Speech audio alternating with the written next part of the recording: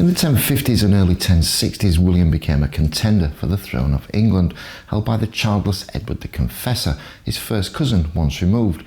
There were other potential claimants, including the powerful English Earl Harold Godwinson, whom Edward had named as king on his deathbed in January 1066.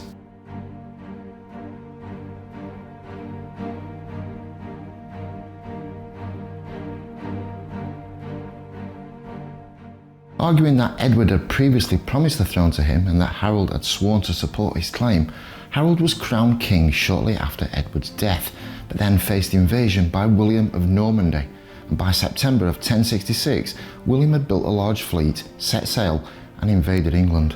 William's fleet sailed from Normandy, but due to storms, several of his ships sank, but on the 27th of September they retried and arrived the following day at Pevensey on the coast of East Sussex. The battle at Hastings with Harold began on the morning of the 14th of October. Harold appears to have tried to surprise William, but scouts found his army and reported its arrival to William, who marched from Hastings to the battlefield to confront Harold. Although the numbers on each side were equal, William had both cavalry and infantry, including many archers. As for Harold, he had only foot soldiers and few, if any, archers. Harold's army had marched 241 miles to intercept William, who had landed approximately 7,000 men in Sussex. Harold established his army in hastily built earthworks near to Hastings, and the two armies clashed at the Battle of Hastings at Senlac Hill near the present town of Battle. The forces of Harold and William fought hard throughout the day, and after 9 hours of fighting, Harold was killed and his forces defeated.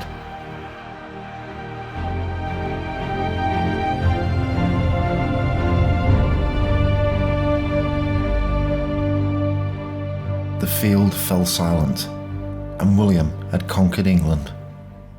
William was crowned at Westminster Abbey on Christmas Day 1066.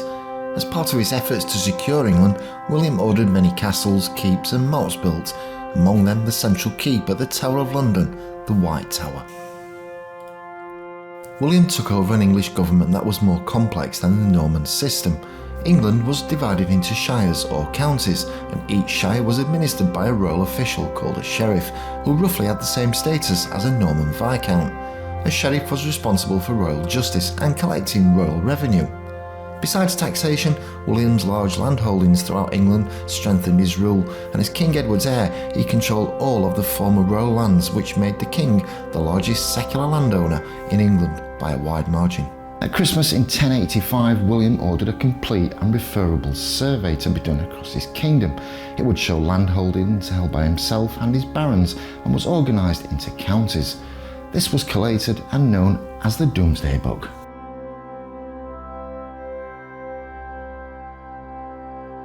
William's motivation in ordering the survey are unclear, but most likely it was organised to make a record of his feudal obligations and in justifying increased taxation.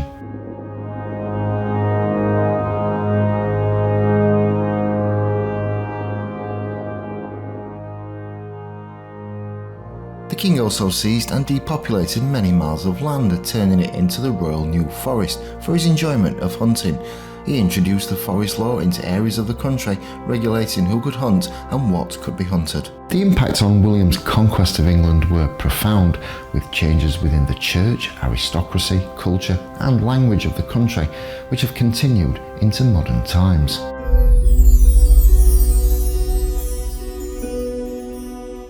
These changes were abrupt and still cause debate today, with many stating that the conquest of England was possibly the most single radical change in European history.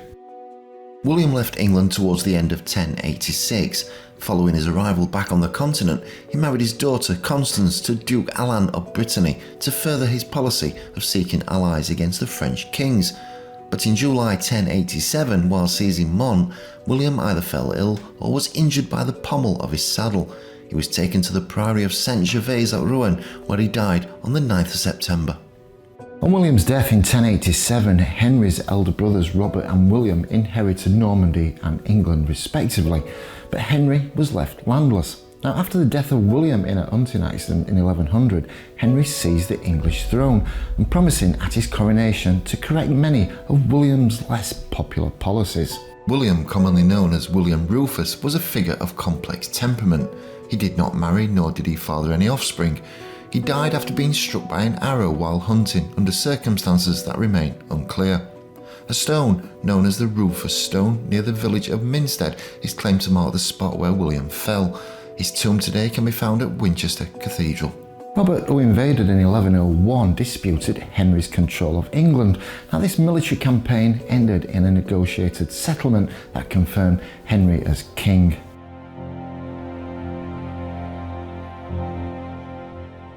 In accordance with English tradition and in a bid to legitimise his rule, Henry issued a coronation charter laying out various commitments. The new king presented himself as having a restored order to a trouble-torn country, and he announced that he would abandon William Rufus's policies towards the church, which had been seen as oppressive by the clergy. He also promised to prevent royal abuses of the barons' property rights and assured a return to the gentler customs of Edward the Confessor. Henry believed in church reform, and yet his ability to govern was intimately bound up with the church, which formed the key to the administration of both England and Normandy. But this relationship changed considerably over the course of his reign. Henry ruled through the various barons and lords in England and Normandy, whom he had manipulated skillfully for political effect. Political friendships were important during the 12th century, and Henry maintained a wide range of these, mediating between his friends in various factions across his realm when necessary, and rewarding those who were loyal to him. One of these was William Giffard, William Rufus's Chancellor, and was made the Bishop of Winchester. By contrast, the unpopular Ranulph Flambard, the Bishop of Durham, and a key member of the previous regime, was imprisoned in the Tower of London and charged with corruption. But Ranulph was a convenient scapegoat for the financial extortions of Rufus's reign. But he did become the first prisoner to escape from the Tower, and from there he went into exile in Normandy. Henry was responsible for a substantial expansion of the royal justice system. In England, Henry drew on the existing Anglo-Saxon system of justice, local government and taxes, but strengthened it with additional central governmental institutions. Roger of Salisbury began to develop the Royal Exchequer after 1110, using it to collect and audit revenues from the king's sheriffs in the shires. The Exchequer was named after a table used to perform calculations for taxes and goods in the medieval period. The name Exchequer referred to the resemblance of the table to a chessboard, as it was covered by a black cloth bearing green stripes of about the width of a human hand in a checkered pattern. The spaces represented pounds, shillings and pence. Henry's succession plans were thrown into chaos by the sinking of the White Ship on the 25th of November 1120. Henry had left the port of Barfleur for England in the early evening, leaving William, Adeline and many of the younger members of the court to follow on that night in a separate vessel, the White Ship. But both the crew and passengers were drunk, and just outside the harbour, the ship hit a submerged rock.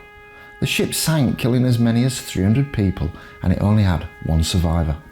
Those who drowned include William Adeline, the only legitimate son and heir of King Henry I of England, and his half-sister Matilda, his half-brother Richard, and also Richard de Avranches, the second Earl of Chester. William Adeline's death led to a succession crisis and a period of civil war in England known as the Anarchy. Henry and his queen did not conceive any children, generating speculation as to the possible explanation and placing the future of the dynasty at risk. Henry may have begun to look among his nephews for a possible heir, but he may have also considered Stephen of Blois as a possible option, and perhaps in preparation for this he arranged a beneficial marriage for Stephen to a wealthy heiress called Matilda. Stephen rose in prominence and was granted extensive lands. He married Matilda, inheriting additional estates in Kent and Boulogne, and that made the couple one of the wealthiest in England. After Henry's death, Stephen of Blois quickly crossed from Boulogne to England. He seized power and was crowned king on the 22nd of December 1135. Join us next time as we explore the story of Stephen and beyond, as our journey continues in search of conquest, crown and charter.